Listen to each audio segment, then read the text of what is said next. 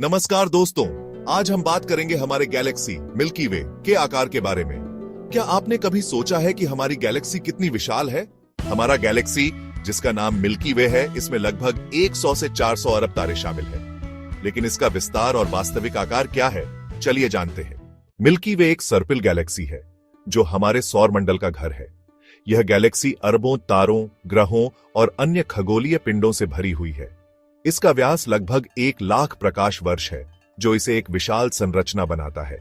यह जानकर आपको आश्चर्य होगा कि एक प्रकाश वर्ष प्रकाश की गति से यात्रा करने वाले प्रकाश की दूरी है, जो एक वर्ष में तय होती है, यानी लगभग 9.46 ट्रिलियन किलोमीटर।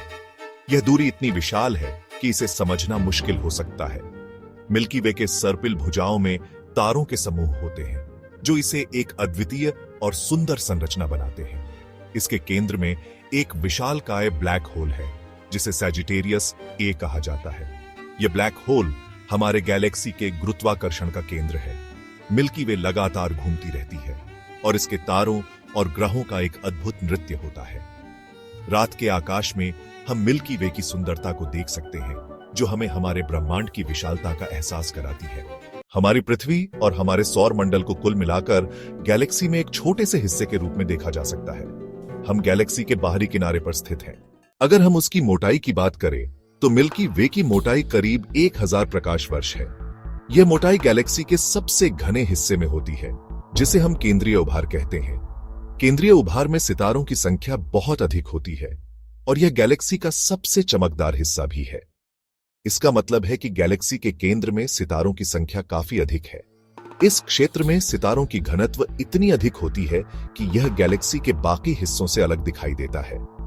मिल्की वे की मोटाई उसके बाहरी हिस्सों में कम हो जाती है, जहां सितारों की संख्या भी कम होती है। गैलेक्सी के बाहरी हिस्सों में सितारों के बीच की दूरी अधिक होती है, जिससे यह क्षेत्र कम घना और कम चमकदार दिखाई देता है। मिल्की वे की यह संरचना हमें यह समझने में मदद करती है कि गैलेक्सी के विभिन्न हिस्सों में सितारों का वितरण कैसे होता है। गैलेक्सी के केंद्र में सितारों की घनत्व अधिक होती है, जबकि बाहरी हिस्सों में यह घनत्व कम होती है। इस प्रकार मिल्की वे की मोटाई और उसकी संरचना हमें यह जानने में मदद करती है कि हमारी गैलेक्सी कितनी विशाल और विविधतापूर्ण है। यह हमें ब्रह्मांड के अन्य हिस्सों के बारे में भी महत्वपूर्ण जानकारी प्रदान करती है।